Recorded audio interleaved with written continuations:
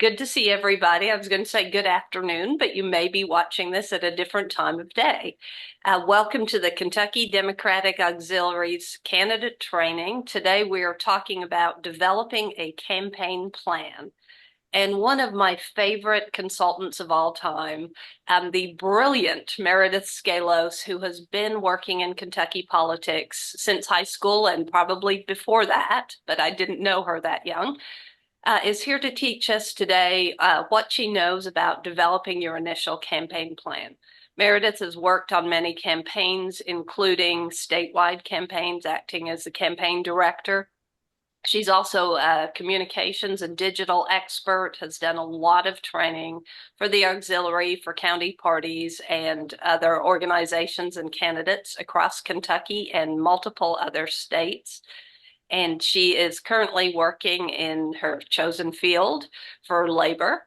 And we're very, very lucky to have her talking to us today. Meredith is one of the folks I talk about a lot when I fuss at Kentucky for not keeping our brightest young people at home. Sometimes we don't find jobs for the people who are so good at politics and so involved in politics in high school and college and beyond, and they have to go out of state to find jobs in their field. So as you listen to her, think how great it would be if we could keep every single Meredith in Kentucky to train our candidates and work on our campaigns. Meredith, share what you want about yourself and take it away. Sure. Thanks again, y'all, for having me this afternoon or whenever you're watching this, if you're watching the recording. Planning and strategy is one of my favorite things to talk about when it comes to campaigns of any kind. So this is kind of my niche of pet projects that I truly love. But as Anna was mentioning, I currently do communications for one of our largest labor unions in the nation, AFSCME, American Federation of State, County, Municipal Employees. But also I've done a lot of work in politics in Kentucky over the years. And I'll go on and start sharing my screen with my slides. But yeah, like Anna was saying, like I was continuing about a little bit about me. I'm from Taylor County originally, now live in Ohio, in the great northern state. And I have worked in electoral, legislative advocacy, and labor campaign communications for a while. I have been working paid gigs for almost 10 years, but like Anna was saying, if we're counting all of my experience, I was canvassing when I was about 5 or 6 years old, I think, on my first door knocking. So it's been a long passion project for me for sure. Um, and then we'll get into the basics, frankly. So campaign planning as a whole, I look at as kind of modular. And what I mean by that is that you need to be flexible as to what you need for your campaign because, really ideally the planning process that I'm going to take you through today and talk about a little bit can inform anything from your local, state rep, judicial races, anything of that nature, all the way up to, US Congress, those types of campaigns as well. Because really, when you get down to it, all of them have a lot of the similar structure. When it comes to planning, you're going to want to be flexible because everything changes in a campaign. Every day is different, especially when you get into those last weeks heading into the elections and getting up on them, but also be focused on accountability. That's really what a campaign plan is, right? It's taking you from the kind of, early phase of like, I'm going to run for office, which is awesome. That's great. That elated feeling of like, yes, I'm going to do this.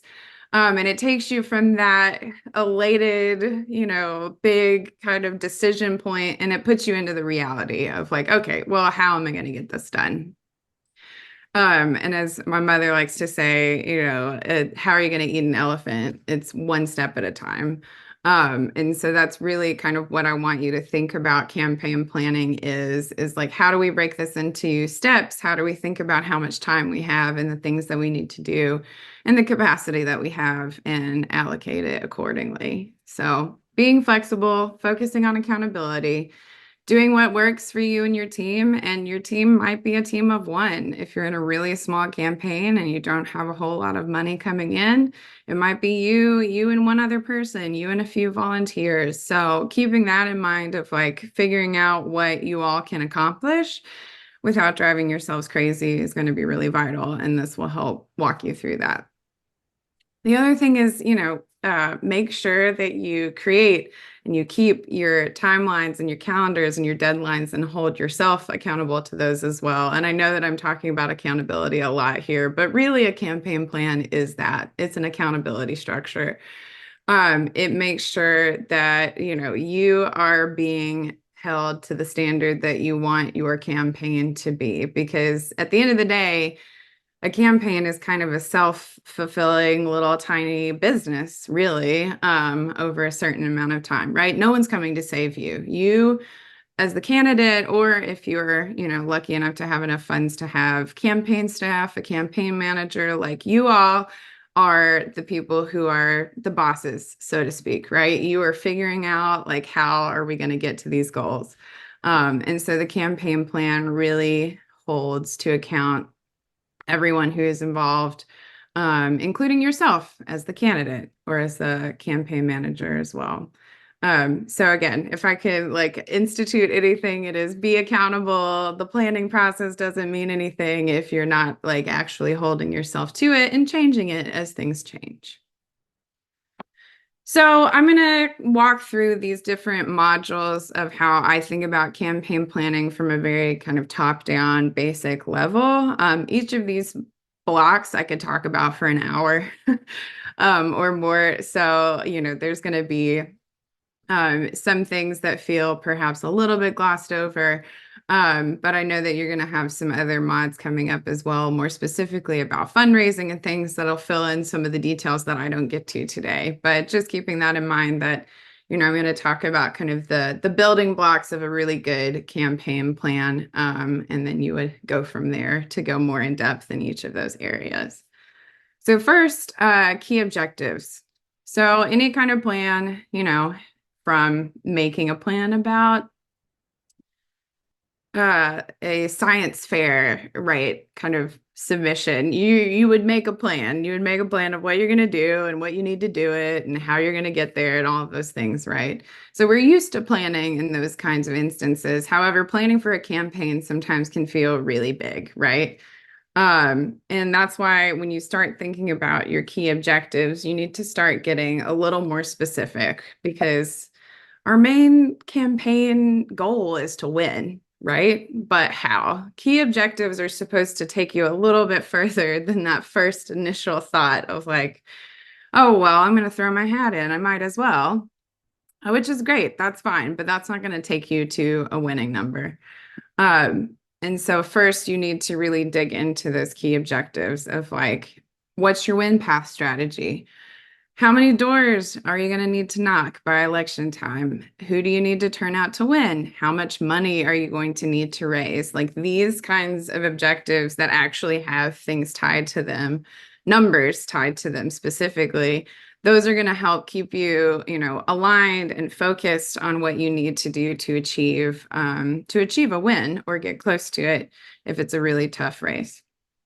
Identifying these key goals early is really important, because that's basically what everything else flows from, right? That's going to make sure that you can make strategic decisions about like, okay, I have this amount of money in this pot and I need to do X, Y, Z. So I'm going to put this here. So this is really that baseline of keeping you honest and accountable. And again, don't be afraid to get specific. So more specific goals will help you identify key steps better.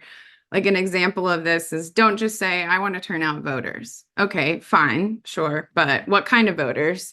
Where should you be looking for them? Like all of those questions are going to fall from that objective. And so if you say, I want to turn out new voters, I want to turn out young voters, I want to turn out Spanish speaking voters, right? that's going to help. That specificity is going to help you say, like, okay, so if my goal is to turn out new voters, then I need a list of new voters in my district so that I can talk to them specifically, and then so on and so forth. So please, don't be afraid to be specific in your key objectives because it's going to help you in the planning process. Research is also really important at this stage, and consulting experts if you have been able to hire. So if you're at the point in your campaign where you already have a fundraising person on board, you maybe already have a field organizer person on board, that's great. Make sure that they're included in this process, right? And that they're helping you ID these key objectives. If you're on your own or you're still at the very front, identifying what you think an objective would be that you can check back with someone later is fine, right? This is really meant to start helping you get things on paper, so that you know what to research further or what you're going to need to consult more on later. So key objectives. Any questions about our key objectives though before I move on? Okay, hearing none. I will move on to the next kind of module that I think about whenever I'm thinking about an overarching campaign plan, which is going to be fundraising. Fundraising, and I'm a comms person, but fundraising should be pretty much like your number two hire after your lawyer, basically, in my opinion, because everything you do on a campaign happens because of money. And whether you have it or whether you don't, right? So it's going to answer the most basic question that we have is how are you going to pay for all of the fun stuff?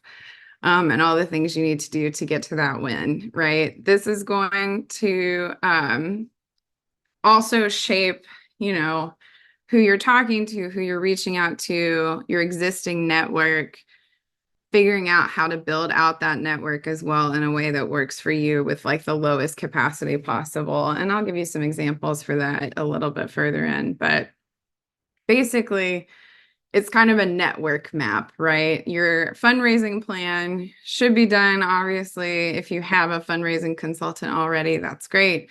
If not, you can do some basic steps yourself to start planning that out. Make your list of people that you know and how much you think that they would be willing to give to your campaign so that when you make that ask, you have that ready and in front of you. Start from the KREF deadlines and build out your calendar backwards from those. You know that you have to file the paperwork on those deadlines. So work backwards and set your benchmarks for how much you want to make sure that you have raised by those deadlines. Since those are public, we know that people look at them, especially opponents. You can also use this section to start creating a power map of your potential funders and where you would build out from there. For instance, if you know some folks who live in your district and regularly give to, Democrats, that's a good place to start. But also just thinking about your own personal network, right?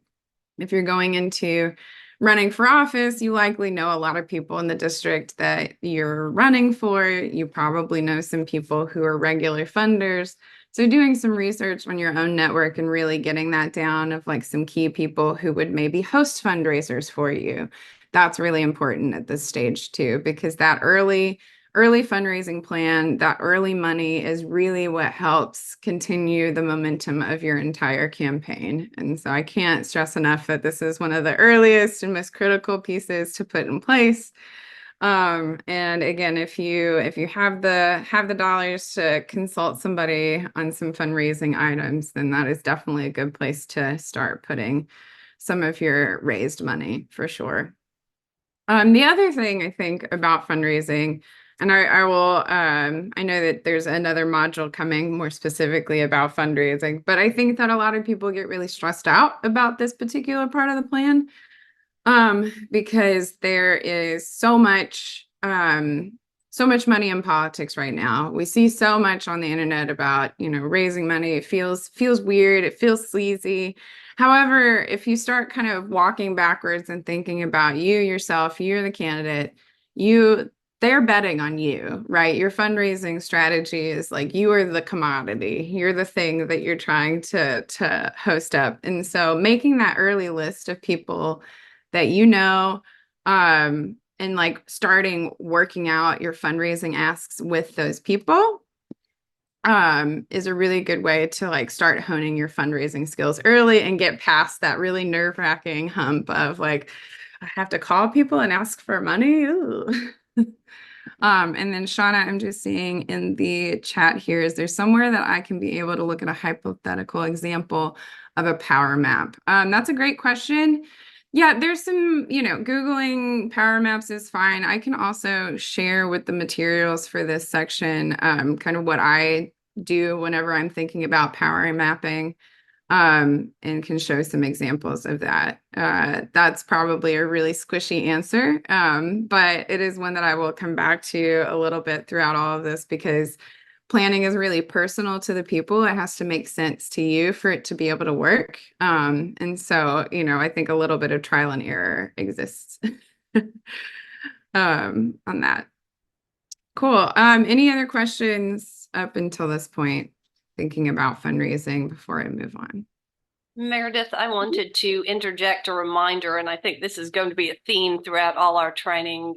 Your emphasis that this is you and your campaign and no one is coming to save you is very important. A lot of candidates, particularly new candidates, think there's something out there, whether that's their county party or the state party or somebody else who's going to arrive and start throwing money at them.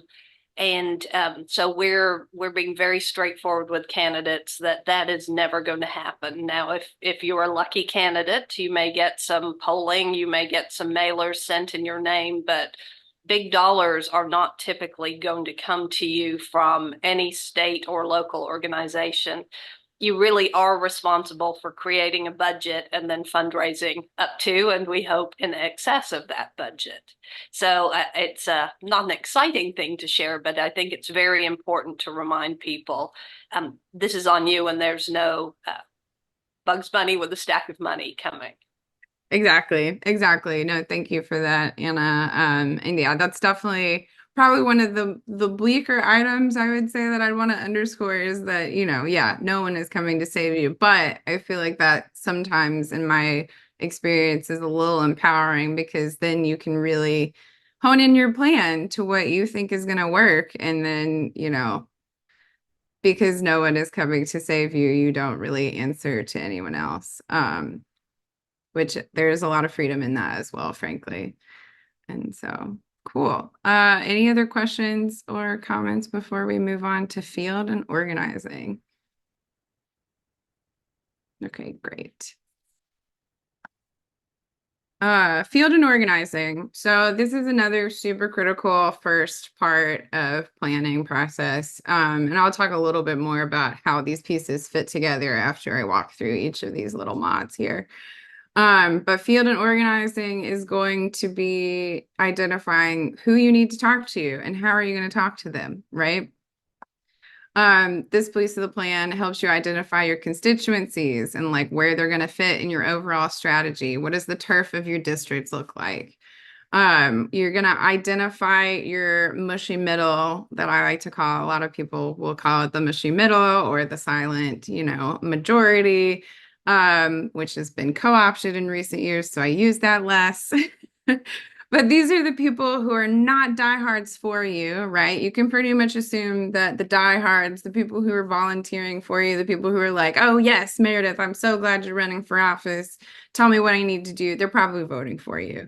They're also not the people who are hard set against you, right? The people who like maybe curse you out at the board meeting, the school board meeting, whatever. Those people who are definitely not ever going to vote for you in a million years. The middle part there, the people who maybe kind of know who you are or don't know you very well, but maybe would be aligned with your politics or what have you, or like those are the people that you're trying to win and trying to identify. And that is very much kind of what you should be focusing on with your field plan at that early stage. Data is also the name of the game here, right? So the more access to data that you have and that you can find about your district, the better. If you have access to VAN, that's a great place to start with the voter file, seeing who has voted, who has not voted, who's new voters. But we all know that, the VAN data is pretty good in a lot of cases. Sometimes it's not so great when it's trying to capture new voters or people who don't have a lot of voter history data. So also think about what you know about your own district, right? Do you know that there's a large Spanish speaking population that doesn't get talked to very often, right?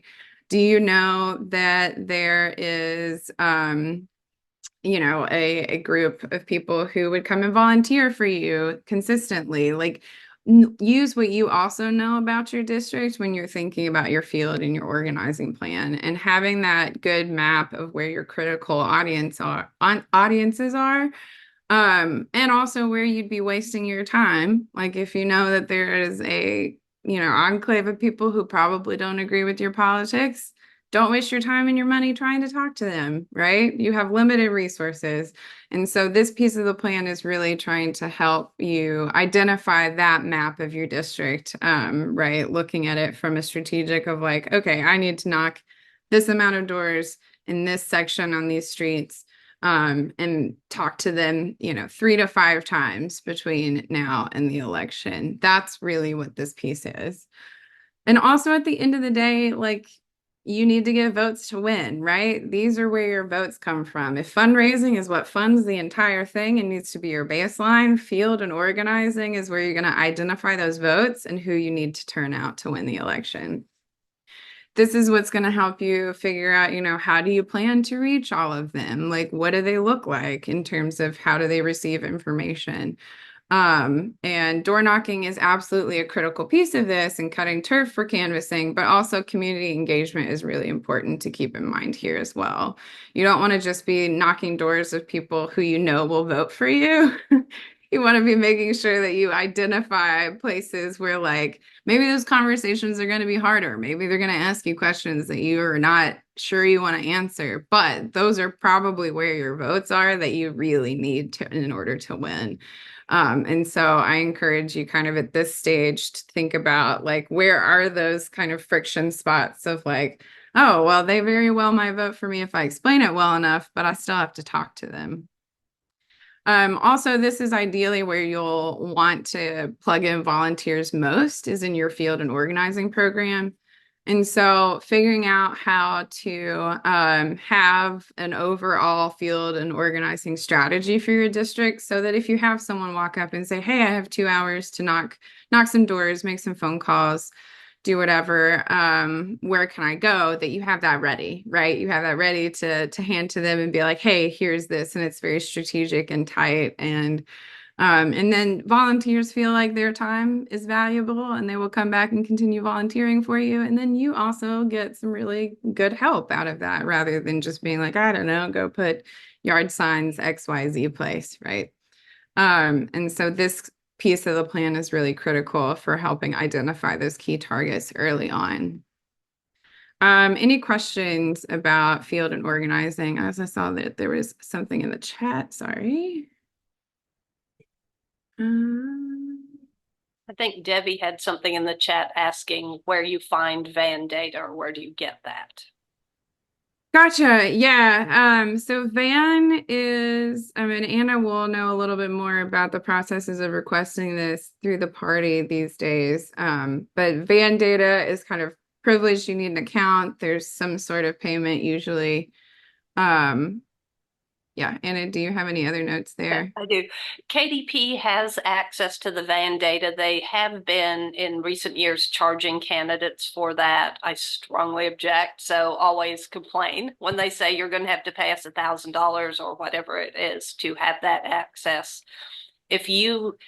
Obviously you can't fundraise until you have that data. And so I encourage candidates who can't immediately pay KDP for the data to reach out to their county party, to your Young Dems organizations, to your Democratic women organizations. Those folks should have some form of that data that they can help you with. The Democratic Auxiliary has a couple mapping experts who are part of our steering committee and team, and we can link you with them, and they can give you some sort of overarching, here's some precincts that look very important for your race.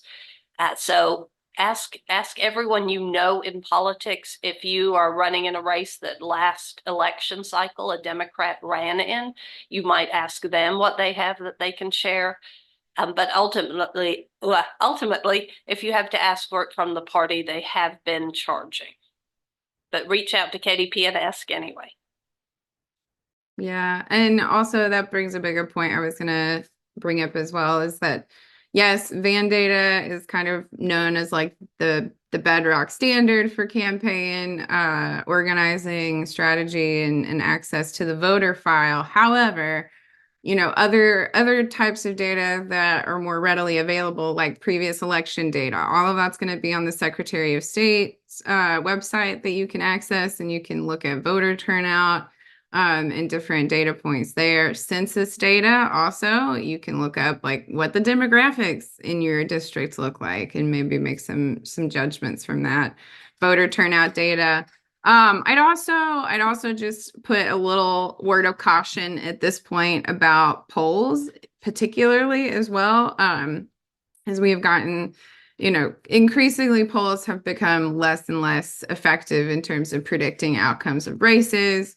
They are still used a lot of times for like fundraising and how groups, political action groups will allocate funds for a race. However, I would strongly suggest to like, you probably won't have polling data for small races, such as like state and local kind of races. And if you do, take it with a grain of salt because it's probably deeply inaccurate. And also like response rate for phone polling, which is still what a lot of polling is these days, is incredibly low. So again, I would just say take a lot of that with a grain of salt, and be really wary of where polls are coming from before you make decisions based on that. And one additional note, as well as VAN, which is the Democratic traditional voter data that you get through KDP, there are VAN competitors who also have voter lists and very similar information to VAN. They are typically cheaper, and I've seen a lot of candidates use them very successfully. So ask your consultants, ask around, and Google. There are other cheaper alternatives. And I think Shauna asked a question as to whether the cost that is charged for VAN in Kentucky by the party is the same for every candidate. That has not been my experience. I think different levels or types of candidates, state versus smaller candidates, are charged different sums. They try and sort of charge the people who are probably taking in a lot more money for VAN. But again, many states give that data free. So it's okay to say, I can't afford it now. What can the party do to get me the data the cheapest way possible?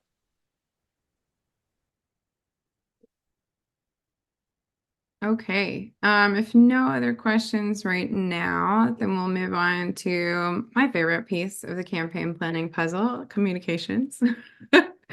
I am a communications wonk by nature, so this is definitely kind of my bedrock, but it is also just incredibly vital for all campaigns. This 10 years ago, this was not necessarily seen as the industry standard of communications being one of the big three parts of early campaign planning, but in 2024, it certainly is. If you do not have a communications plan, then you are running a race 30 years behind.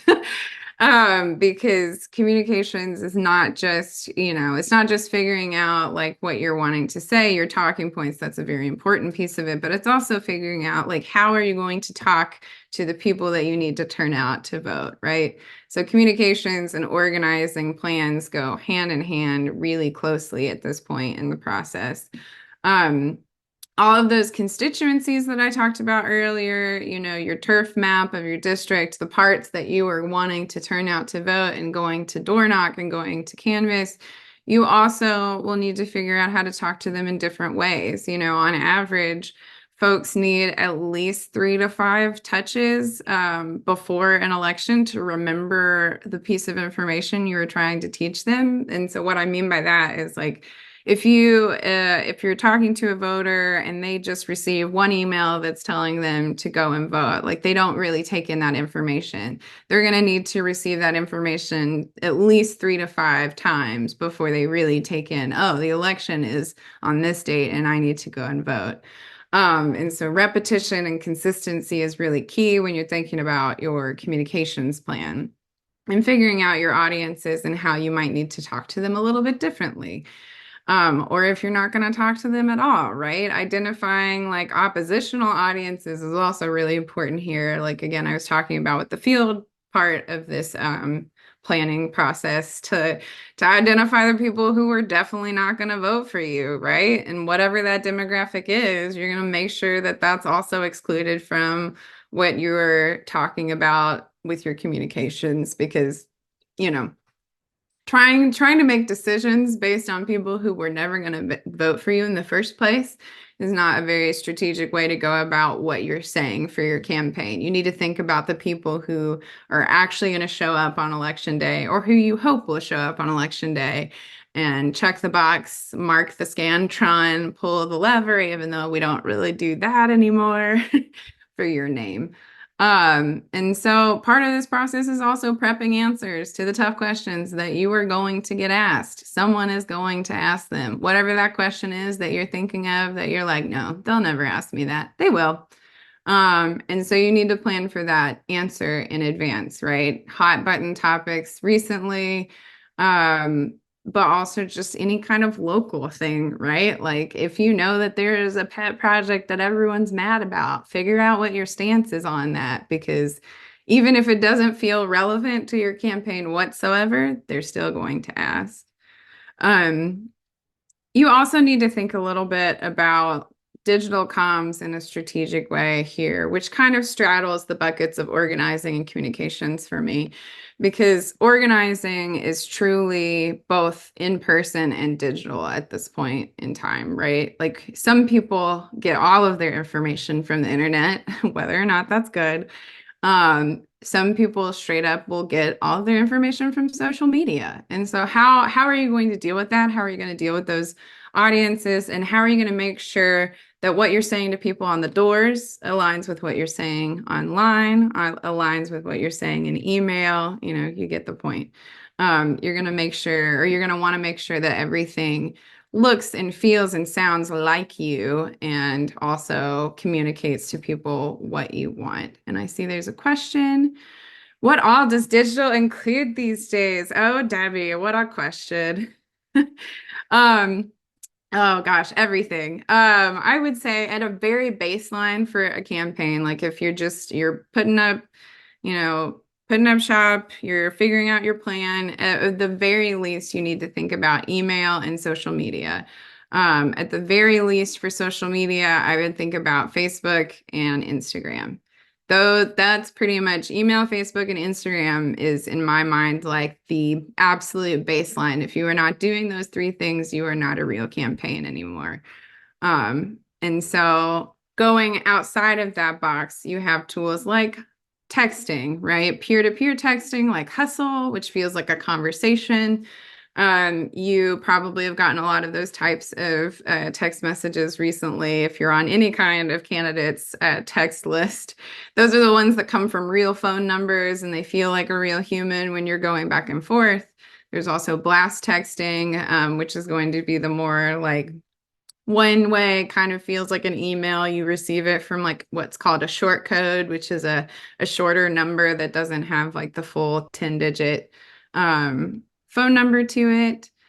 Uh, TikTok, everyone really gets into TikTok. I think that TikTok's a great way to reach younger voters. However, if you don't already have like a pretty hefty TikTok presence, like if you're a younger candidate or a candidate that just spends a lot of time on TikTok and you already have a presence talking about stuff, great, utilize that. If you're not already on TikTok, it's a big capacity sink to try to build a TikTok presence while you're also building a campaign. And so that's going to be something that you need to think about strategically from the beginning, right? Like how many staff do you expect that you're going to be able to carry, right? How much capacity do you think you're going to be able to like give to these different pieces, because I would rather you, and most operatives would also rather you have a really solid email program and Facebook page rather than having like a kind of sort of okay email, Facebook, TikTok, Instagram, etc., right? So choosing what you know you can do well and focusing on those things, I think, is the biggest and most important thing to take out of that, rather than trying to be on all the platforms, because that's impossible these days. Like, organizations that I work with professionally are not even on all of the programs. We are also making these conversations and having these conversations and making these choices as well in real time as it develops. So I say that not to stress you out or anything, but just to say, like, don't feel like you have to be on everything. Do what you do well and apply that to your communications plan. Again, you're going to want to think about all the other ways that you reach people too. Like, the digital pieces are really important, but also TV and radio advertising, right? Radio advertising, especially, is still a big thing for smaller races, rural parts of the state. You're going to want to, make sure that you're reaching out to your local media, your local TV, your local radio, your local newspaper, and seeing what they have. A lot of times for rural races, local papers will still run like classified ads, right? That's awesome. That's a perfect way to communicate to some of your constituency who still reads paper, which is, some people still. So, and if that's relatively cheap, you're gaining some exposure that is relatively cheap rather than finding other ways to do that. So thinking about comms as an ecosystem that has a lot of different pieces that are feeding into it and a lot of different things that are coming out of it, is kind of how I usually think about communications planning, in that, at the end of the day, you want to meet people where they're at, right? So that's why it ties so heavily to that field and organizing plan. You need to figure out where the people are that you're trying to reach and how do they consume media. Are they middle-aged and older? They're probably still watching cable TV a lot. Then TV advertising is probably where you need to sink a lot of money in. Are they online? Digital advertising is really incredible these days and also really targeted. And so you have a lot of opportunities with digital ads, those kinds of things, to reach people in different ways that we haven't before. So again, I know some of that is really overwhelming, but this is where digging into figuring out like what your audience needs to hear in order to come out and vote for you. And then also being able to ask the questions to a consultant of like, okay, so this is my audience. How do I get my message out to them, right? This part of planning is also trying to help arm you with the right questions to ask consultants so that you get the most out of your money that you are giving them as well. Because they're experts, but also consultants are trying to keep their bottom line as well.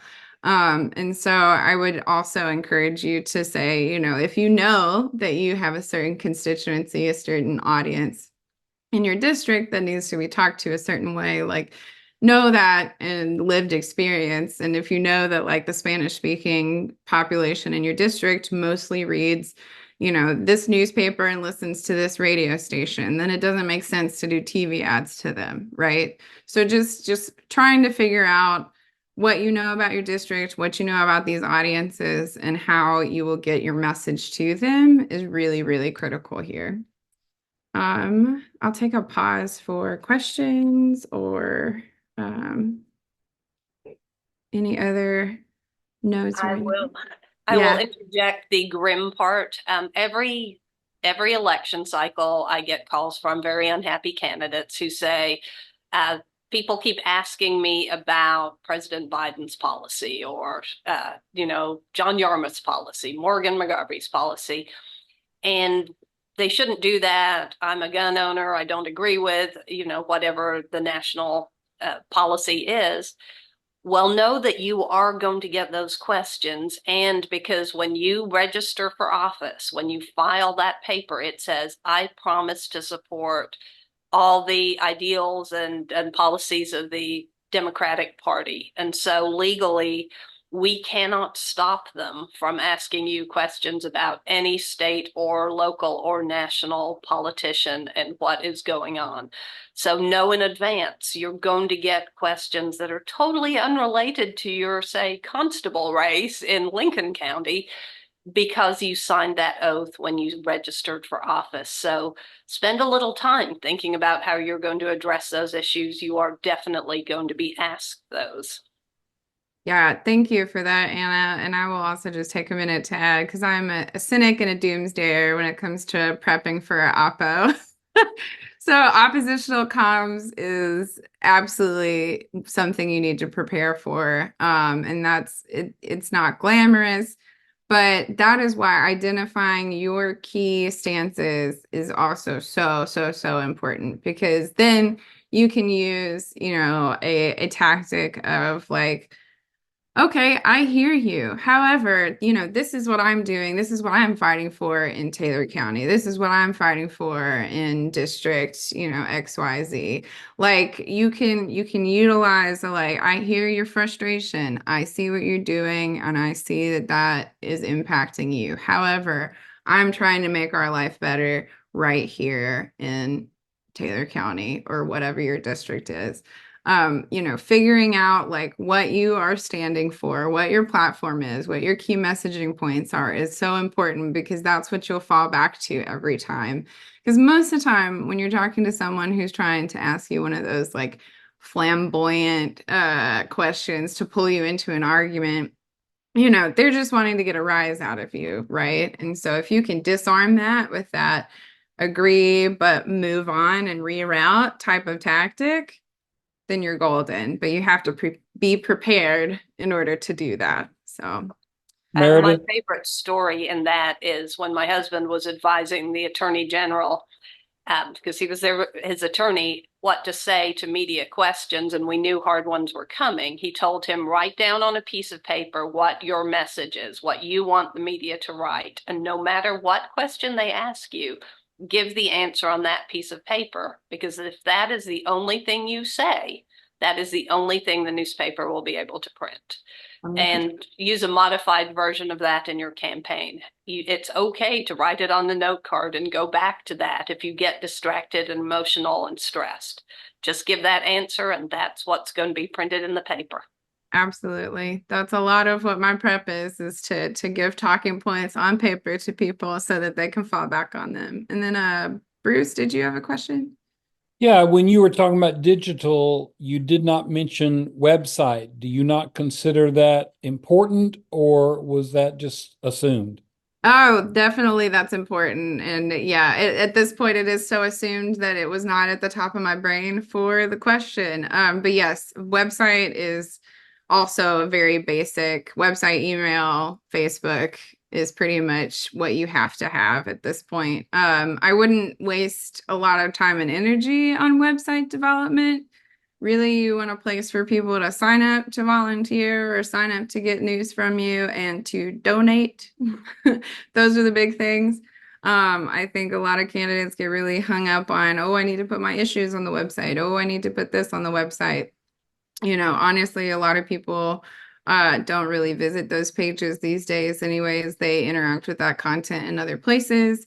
And also just from another oppositional comm standpoint, your website will be scoured by your opponents, and whatever is on there can be used against you since it's public. So just keeping in mind that, making sure that people can clearly sign up to volunteer, sign up to get news from you, and fundraise are the important things on the website, but I wouldn't lose too much sleep over it. Some nice pictures, some good things that show you as a candidate and what you're standing for, but those are the key parts. And one more lawyer warning about websites. Make sure you put paid for by and have that disclaimer on there.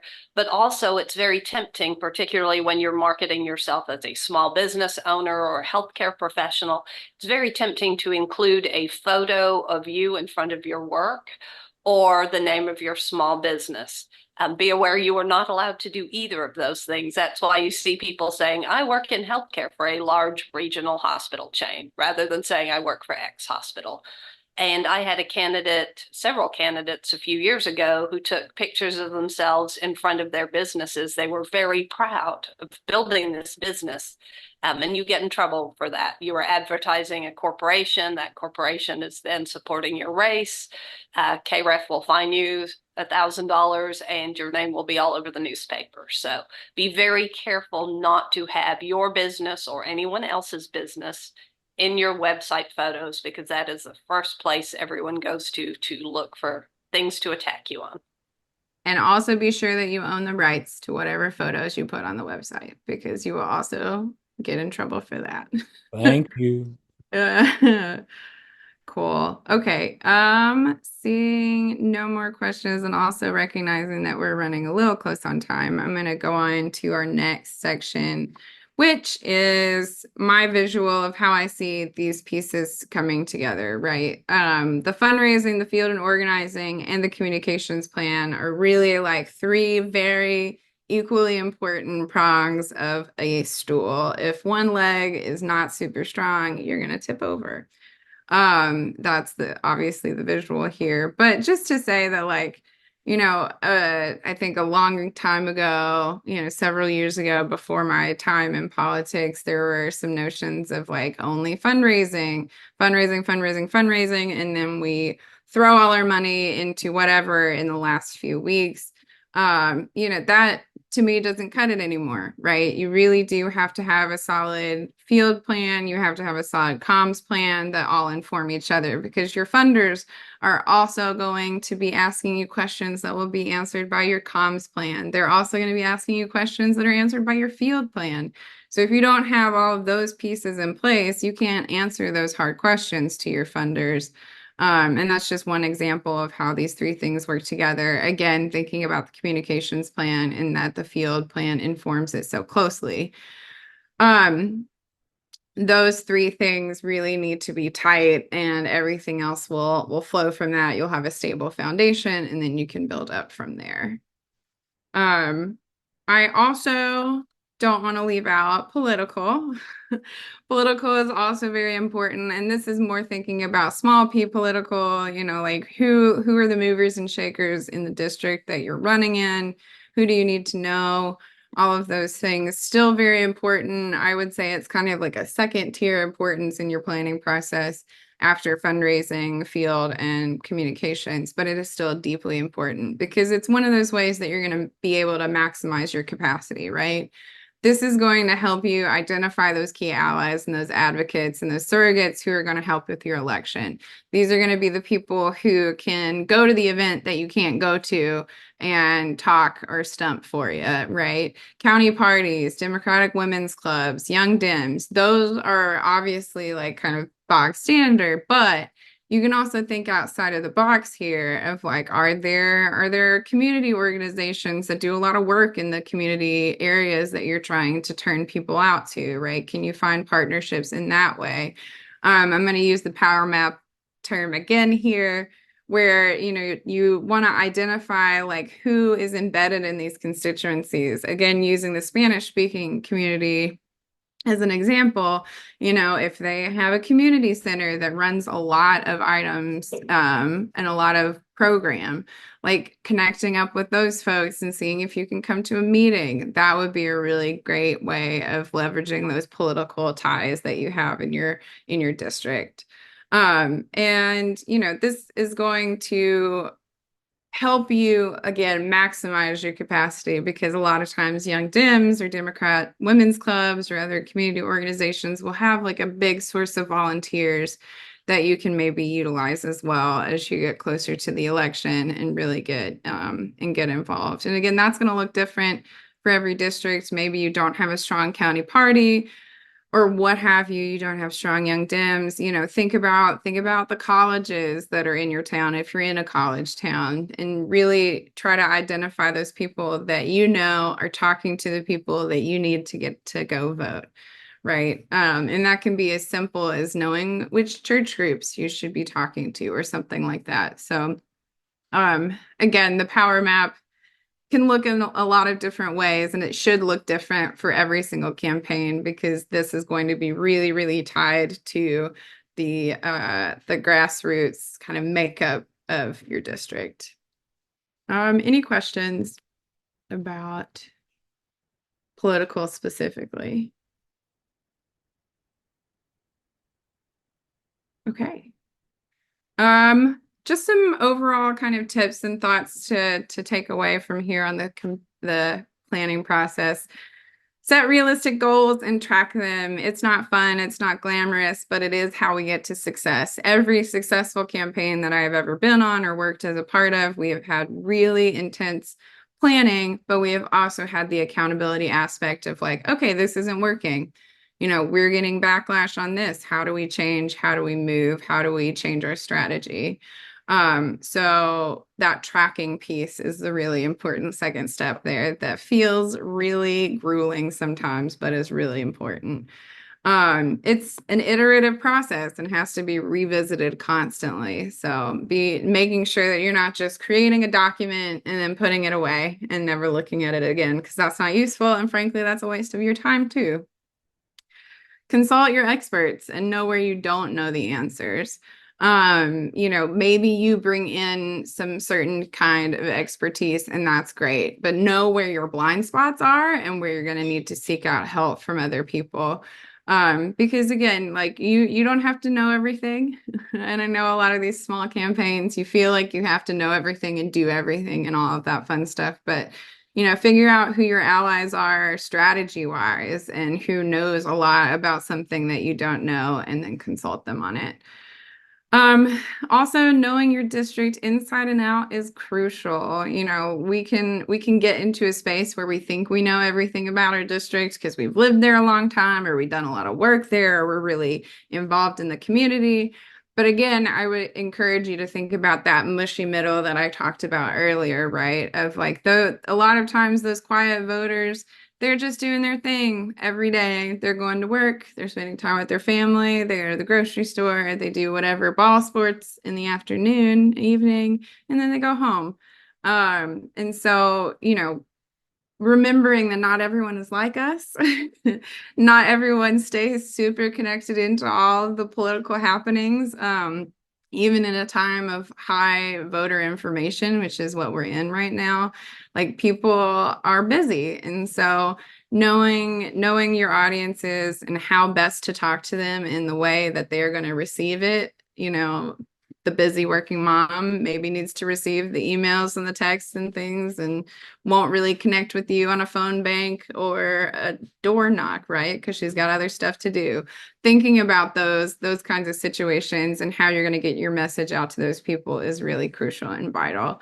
And then also just in general, the planning process forces you to put down on paper what you know, and then also forces you to identify the questions that you don't know the answer to. And that's not a weakness. That's literally what this process is meant to do, is to highlight what you don't know about your race, your district, the campaign that you are looking into the barrel of, and then helps you figure out the questions that you need answered and who you should go to for those answers. All right. So any final questions before we break? This is Bruce. I was wondering if you have an example campaign plan, we used to call it an ABC version where everything is, edited out to be neutral. Mm-hmm. Do you have anything like that you could share? Yes, I do, and I will share some of those docs with you, Bruce and Anna, that you can share out as well too. So, Okay. and I'll include a template power map as well in that. Cool. Yeah, that'd be really helpful. Okay. I do have a question. Can I ask a question? Yeah, go for When it. you think about walking, I've had a couple people tell me suggest different dates to start. Of course, the primary here is in May, late May. Of course, the general for everybody is November. And someone said, you need to start walking this weekend. And I thought that sounded a little early to me. I was thinking, another person said mid-March. I was kind of thinking maybe March 1 to target primary Democratic voters. Look at the list and all of that, who vote. that's the advice I got, and I wondered what you thought about that.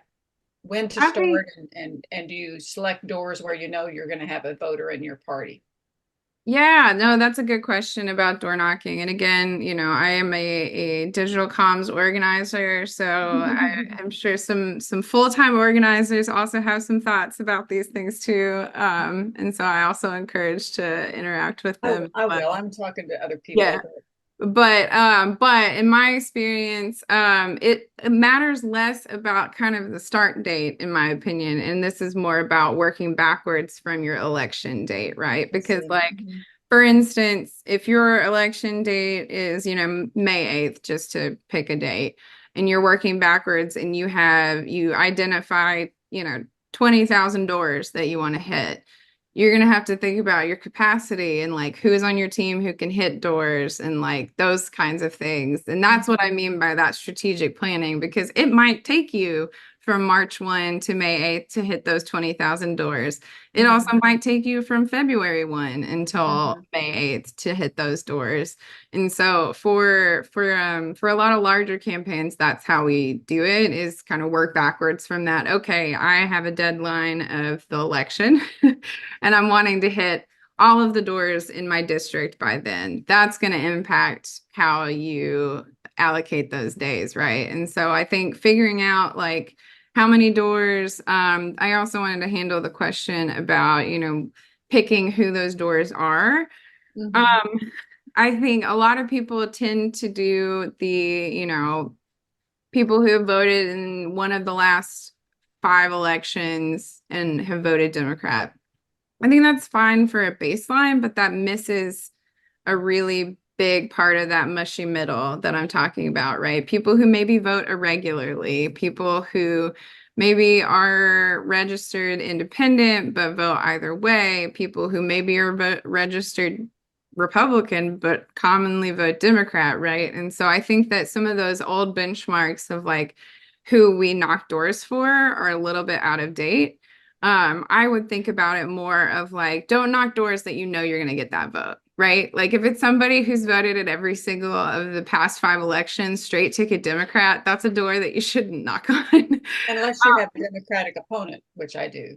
Well, right. And that's a whole different, like if they're actually your opponent, absolutely, that's a different kind of barrel of worms. But speaking for like general election things, if there are people that are going to vote for you, like, and that's also applicable, but kind of in a different, tighter context for primaries. When you're primarying, like, again, you want to identify the doors that are the biggest bang for the buck for you to knock, right? And so if pockets of your street, pockets of your neighborhood that are definitely voting for you, cross those off of your turf, right?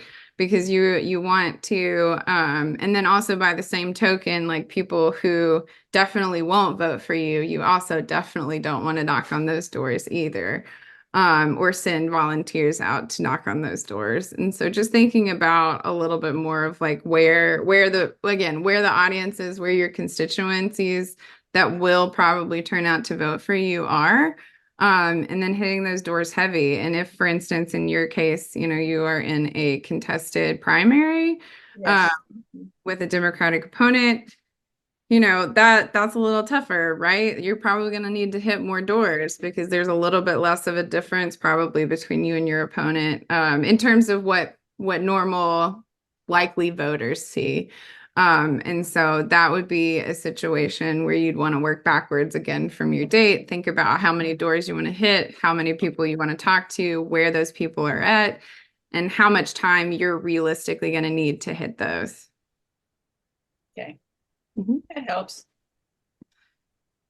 Great. It's all kind of local to your campaign and what's needed and where things are. It's just really is. you have to design it, Yeah. And again, it is really, I'm sympathetic because I know it feels really daunting and overwhelming. It is what it is. Yes, it is. It is. Okay. Cool. Any other questions? Can also just stop my share at this point, because that's the last one. Thank you very much. Absolutely. But yeah, Bruce and Anna, I will share those docs with you to share out with folks as well to accompany this. And again, I'm happy to happy to answer one-off questions as well after this too, and just my heart's in Kentucky politics always, and so I'm always happy to help the home candidates. Thank you so much for sharing your time and expertise. We loved it.